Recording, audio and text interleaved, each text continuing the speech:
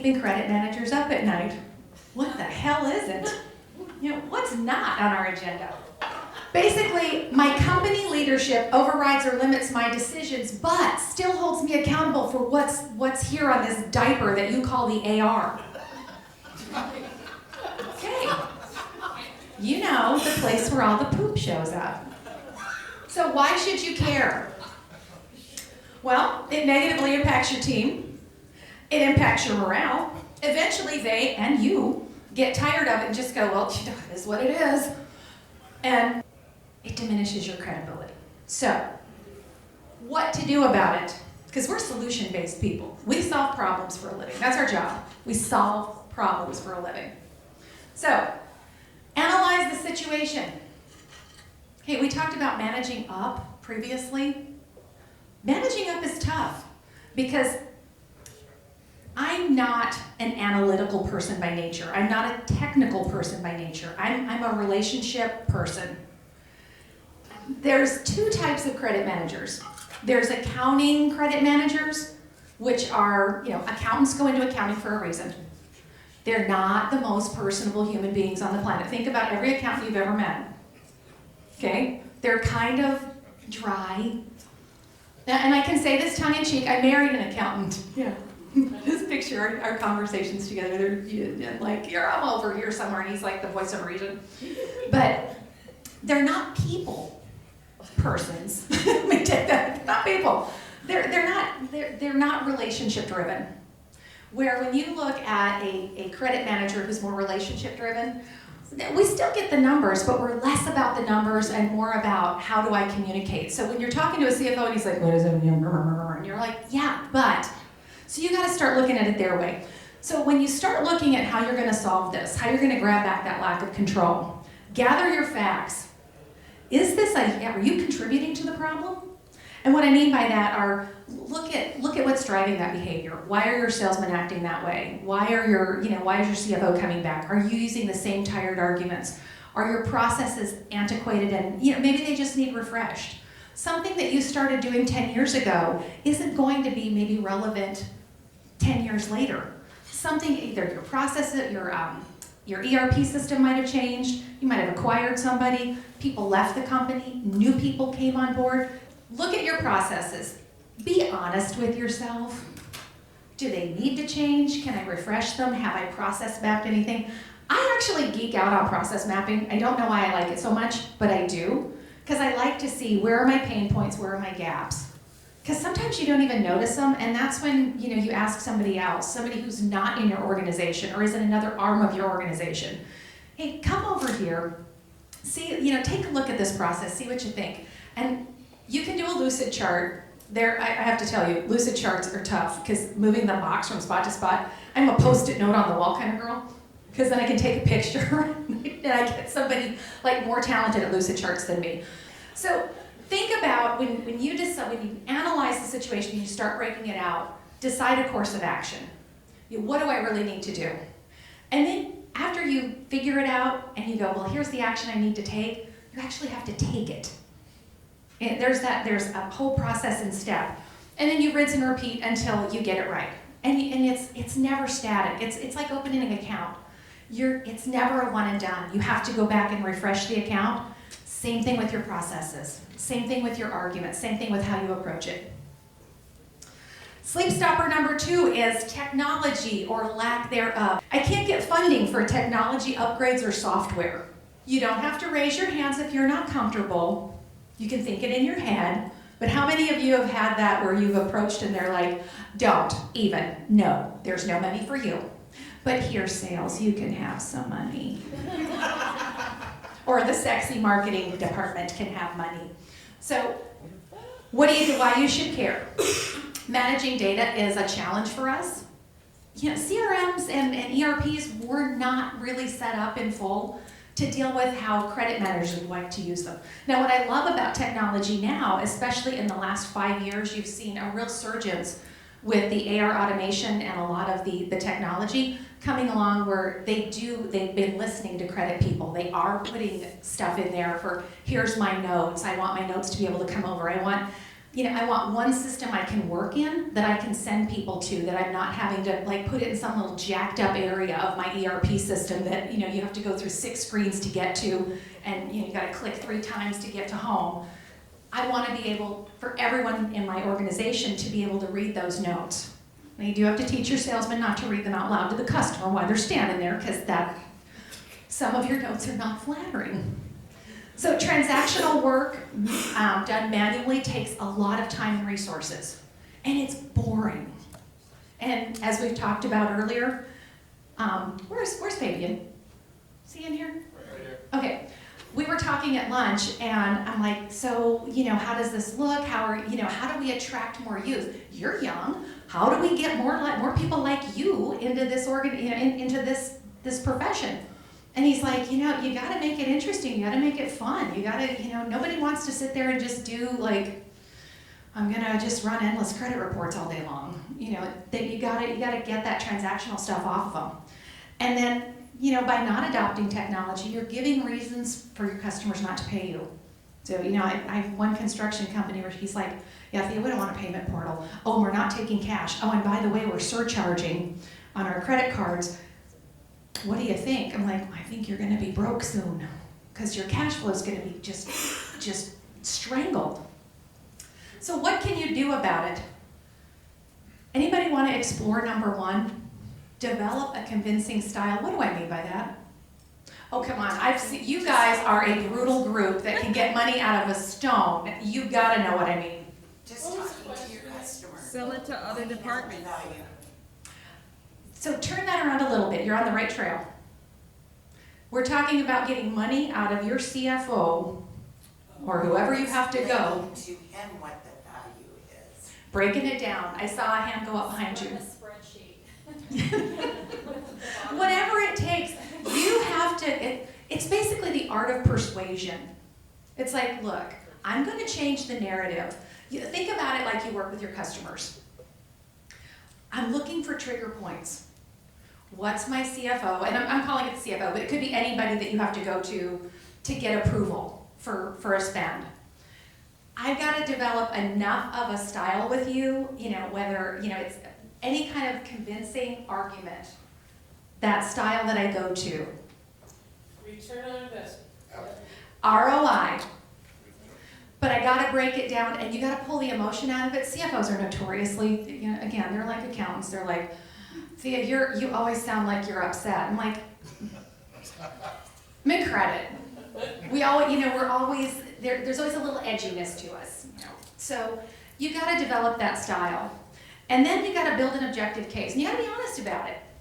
Make it relevant to the team and the company, which is why we're talking about that ROI. Here's why it's important to us. Here's why it's important to our customers. And we want to be all about the customer, because let's face it, these are commodity items. You can buy this stuff anywhere. How are we better or more attractive? And yes, I know the sales guy says, well, they really love me. It's like, do they? If you were gone tomorrow, could they love somebody else? Probably. So make it relevant and then speak in their language. When you go in there with your argument or your persuasive discussion, have multiple paths. Don't be a one and done. It's like, well, you don't like this, here's plan B. You don't like this, here's plan C. You don't like this, here's plan, I can go to Z and then I can start over. I got numbers to go to after the alphabet. So, can I implement it in stages? Payment portal, I want to do AR automation. Okay, let's start with a basic portal that lays on top of our ERP. Once I get that in the door, well, now let's go to that automation piece. Well, now let's go to the next thing. You don't have to serve the whole meal at once. Let's take it by the appetizer. Get it rolled out in stages. Don't forget, just because you're ready to move forward, you got some people in your organization that are kind of freaking out.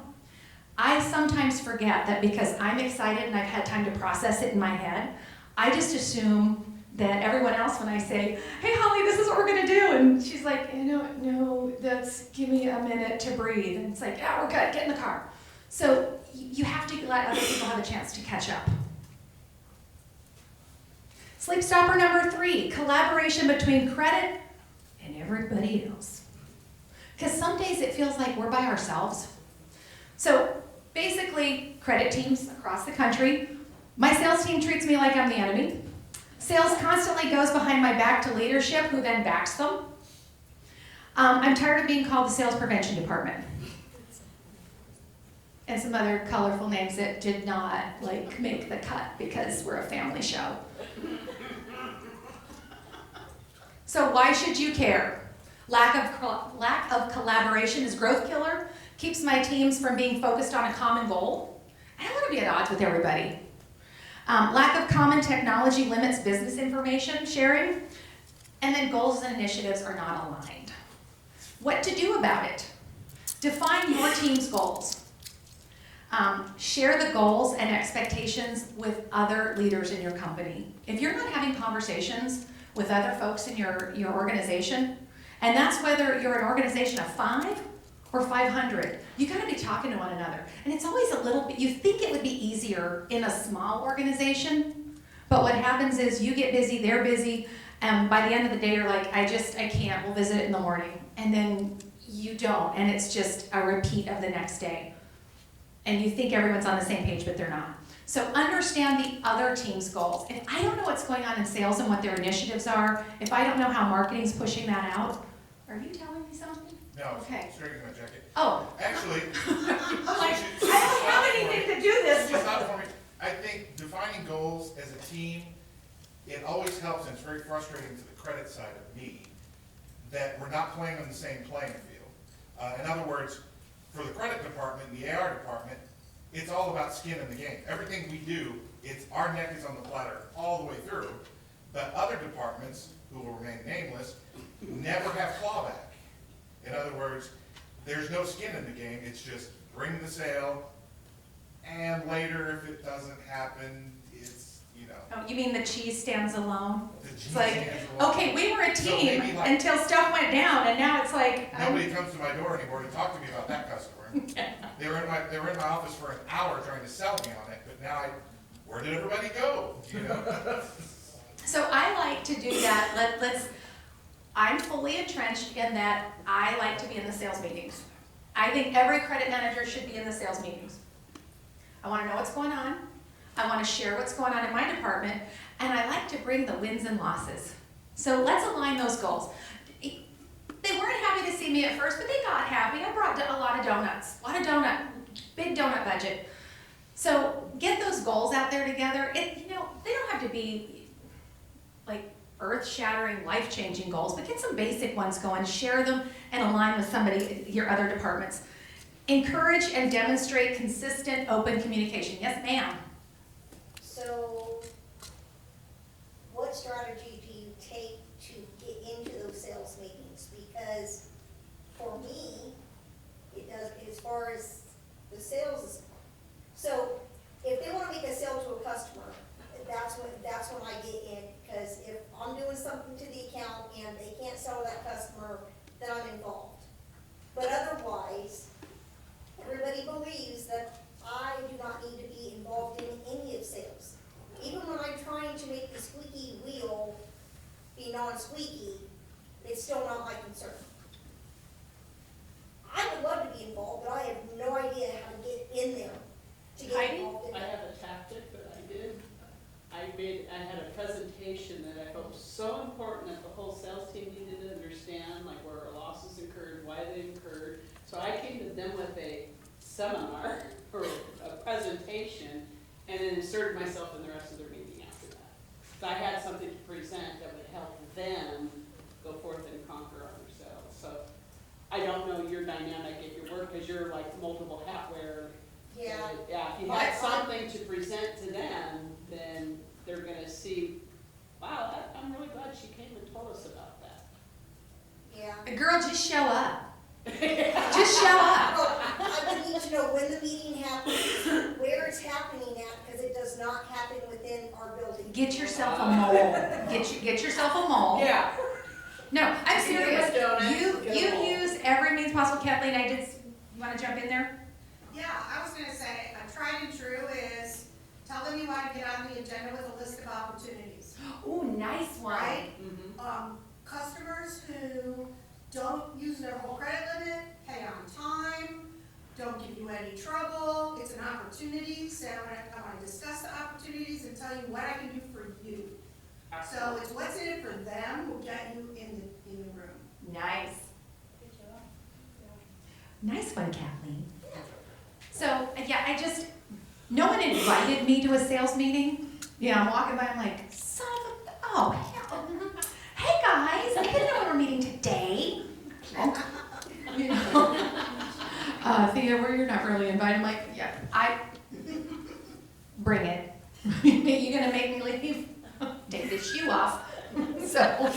I would go to the email distribution list for sales, and I would publish a weekly newsletter that showed all the dirty little accounts. And who the salesperson were, and say, hey, just need a little help here, and then have some little side item about the weather or something, you know what I mean? Make it a little newsletter looking thing, but somewhere at the bottom is hot accounts. So did you do like a wins and losses? Like it's like, congrats to, Fred, he's amazing, and here's, and then there's Steve, who's not as cool.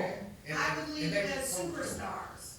Yeah. Because the whole deal of the sales isn't profitable. Anybody can sell anything if you're not worried about it being profitable. So who are your heroes? Who are your superheroes this week or this month in sales for profitability? Because you're the one who knows that. They don't know. So the negatives come later, but I would lead with who are the superheroes. So you use the Oreo cookie one where we start out, good kitty, creamy, icky, sticky spot, good kitty.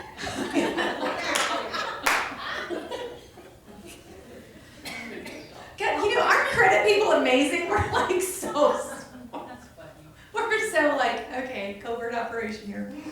So lead by example, I think that's great. You're like, look, I'm trying to be part of your organization. And then encourage feedback. When I mean no retaliation feedback. Someone's gonna say something that's gonna hurt your feelings. I had a sales manager say to me, Thea, you're cynical. You bring the meeting down. Well, I'm like, I'm a really nice person. I'm super fun. I think I think I have a good sense of humor. They're like, no, you're snarky. I'm like, well, yeah, where were you? So then take that offensively. It's like, yeah, your credit manager did this, or this is wrong, or this is how you're using the credit, or, they come up with some reason that's not awesome. So you're like, okay, I get where you're coming from.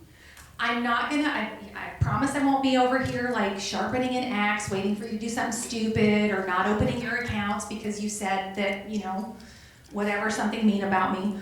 And normally with salespeople, they go for the obvious and then they go the personal attacks. And so you're like, we're gonna keep this in a challenge session so we all know what the playing field is. I don't want you, no retaliation basically. You don't wanna take it back out on them. You want them to feel free to say what they need to say. If they disagree, hey, disagree with me, but you know what, change my mind. I wanna sell something too. I know that we're a for-profit corporation. If we don't sell stuff, we don't make money. And I don't have a job either if that trend continues. So, again, no retaliation. Let's do a challenge session, but bring me something to help me sell this guy the way you want to. Sleep stopper number 4, lack of people. Now, we talked about this. Finding qualified credit people is a serious challenge. Finding anyone for a credit role is a challenge. Getting approved, I can't get approved for additional staffing, and when I do, you give me like, Taco Bell is paying more than what you gave me. Walmart's paying $22.50 an hour, and Taco Bell's giving an $800 signing bonus at some locations. Seriously. I could be the fry girl at McDonald's and make more than what my entry-level people are. It's like, and all I have to do is go, do you want fries with that? Dump, dump, dump, shake, shake, shake, salt, salt, salt, here you go. Okay, so you gotta make us competitive. So, why you should care. This leaves you vulnerable when a team member leaves or retires. Low wages limit the availability of the talent pool. People want to be able to pay their bills, and again, if I'm paying them the same that they can make at Taco Bell, but I'm asking them for so much more, then, I can see where they're like, well, I can go to Taco Bell and be brainless, or now I have to learn lead law, I have all this other stuff. Waiting until it is critical to hire creates training issues. If you're running so lean and mean that you don't think about what the impact is going to be when you have to train somebody, it's devastating. You guys have all been there. And then it impedes your ability to take other roles. You can't move up or move out until you have someone to fill the sand behind you when you pick up your foot. So keep that in mind. What to do about it? Okay, first of all, start with your HR department and other decision makers. Go in there. I like to call it planting the seed. You go in there, and then I go back and periodically water it. And pretty soon, God love them, they're so predictable. Your CFO decides it's his idea. Like, you're brilliant, we should hire people. We should give them like your car. Come with a plan. Demonstrate that you have a need for somebody. You know, here's the business segments we have. You know, here's our customer base. If I'm selling dealer to dealer, if I'm two-step, I know how many phone calls and what that looks like to collect from a dealer or a manufacturer. If I'm selling to a contractor, I know that it takes at least 5 phone calls for every one to a dealer. I know if it's a subcontractor, it's gonna take just as many. There's also contracts involved. There's billing issues involved. There's all kinds of different pieces of it. How does this look? How do I break out my segments of this business? And then here's how much a credit manager can handle if they're gonna do a really good job. Analytics for the team's hours and work, you just start breaking it down. You guys can read all of that. Identify what the obstacles are. You know, okay, why are you adverse to me hiring somebody? What's the problem? Let's break it down. Well, I don't know if this trend is gonna continue, Thea. How long do you think the building boom will last? I don't know, but I can tell you right now, we're gonna lose a lot of money if we can't get these calls made and we can't get accounts open. So let's start looking at this practically. Don't be afraid to fight for what you need. How many times have you been told no by a customer? Okay, so you don't take that, right? Why are you gonna just come out of there going, oh, HR said no? They say no to everything. So just get in there and fight for it. Here's what it's gonna look like if we can't get to this. Here are the gaps, here are the pain points. Sleep stopper number 5, proactive accounts receivable processes. Sometimes you're so busy doing your job that you don't ever get a chance to look at some of those processes. You know there's a better way, you know you want to adopt some technology, but first of all, researching technology is, let's just call it, it's a soul-sucking experience. I'm sorry, technology people, but it's hard. You have to focus. You've got to watch the demo, and you've got to have questions. You got to know what you're looking for. We're going to talk all about that in not very long. How you implement changing those processes. So my company won't even consider a mechanics lien program. We won't push for personal guarantees. We won't pay for credit reports. I'm still working bank and trade. Now, before you think I hate bank and trade, I don't. First of all, banks are notorious for just going, yep, for 35 bucks, or not answering at all.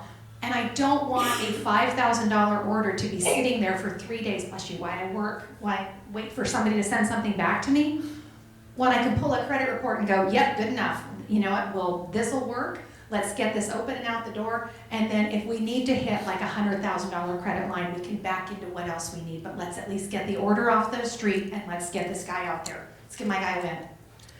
My leadership won't support holding, this is a big one at smaller companies, holding customers to their credit lines. It's like, oh, Thea, if we don't take it, they'll go somewhere else. It's like, where are they gonna go? You're the only lumberyard for like 100 miles.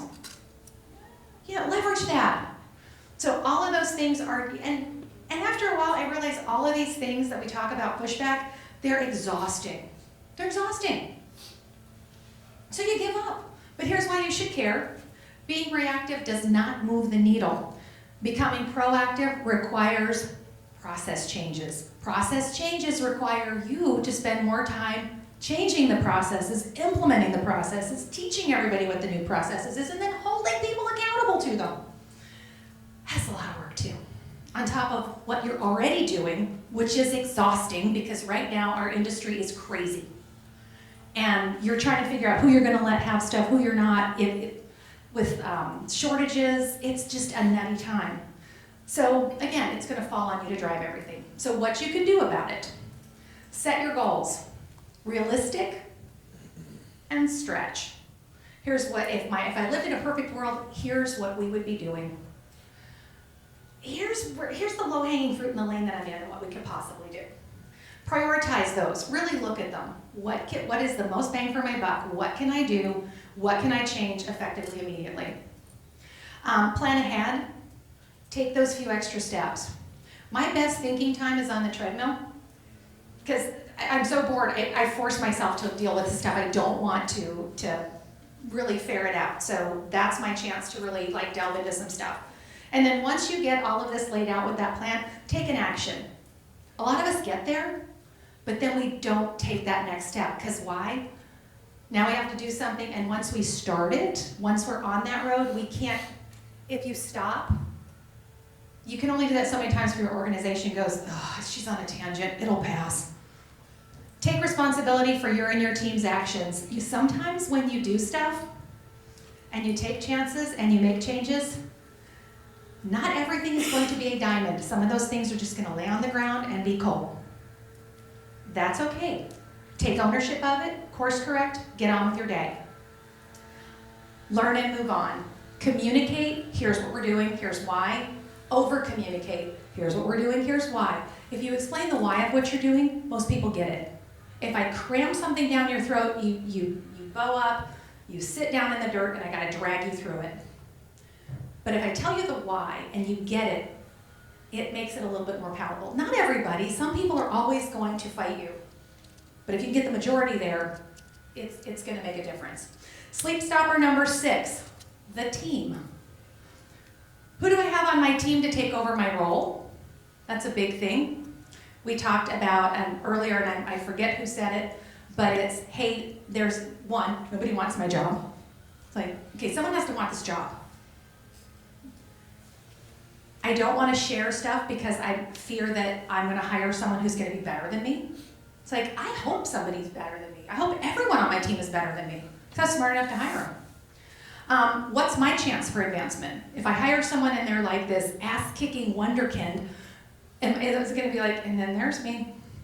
No, this person will be great for you to be able to move up, but you got to have someone that's just as good or better than you in the role. How can I attract and retain talent with no incentives? Opportunities. And then how can I grow my team skills when I have no money to invest? And no time because I'm busy doing all these other things like just trying to get orders out the door and money in the door. So why you should care. When you retire or leave, or the person who runs that department retires or leaves, all that historical data goes with them. I have talked to so many CFOs that are like, we have a great gal in our credit department. She's really cool.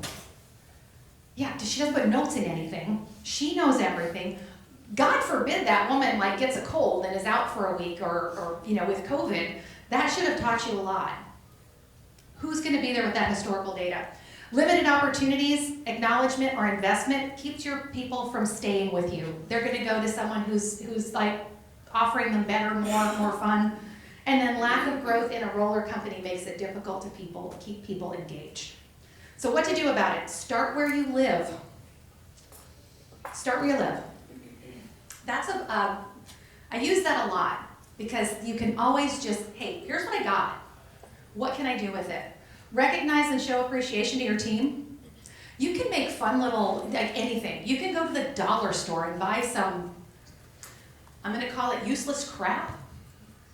But you give somebody something and you make a big deal out of it, and sometimes it's just being acknowledged.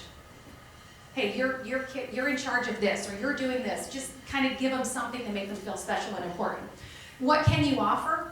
Get with your HR, get with your company owner or whoever, and it's just, can we do a more flexible work schedule? Can we do a remote work environment? Can we do a blended? Can I give like bonus vacation days? What can we do? Celebrate and facilitate growth, education, profession. Send them to a conference. It's so cheap. Get them connected, get them involved, get them excited.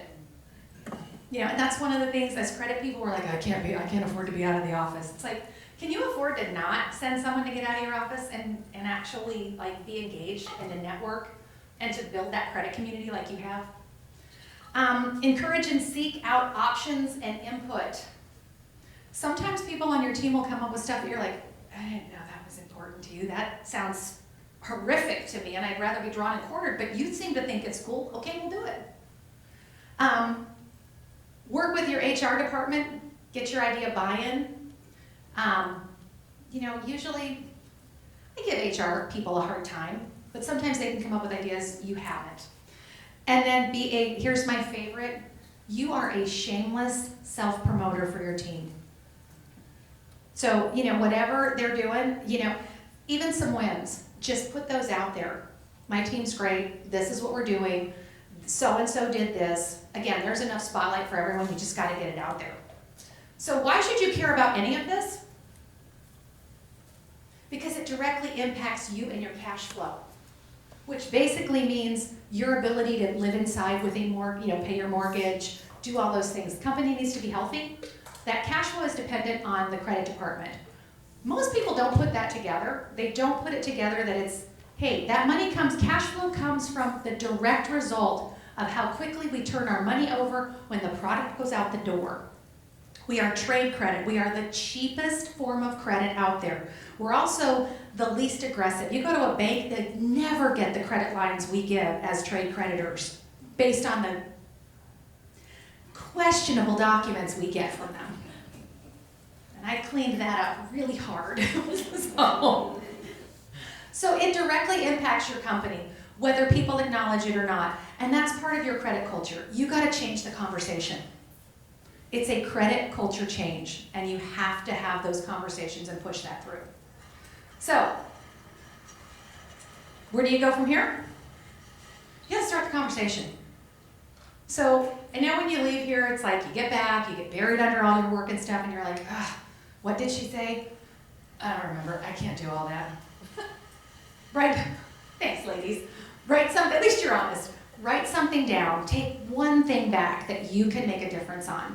Start the conversation, talk about it, discuss it, and then take a course of action.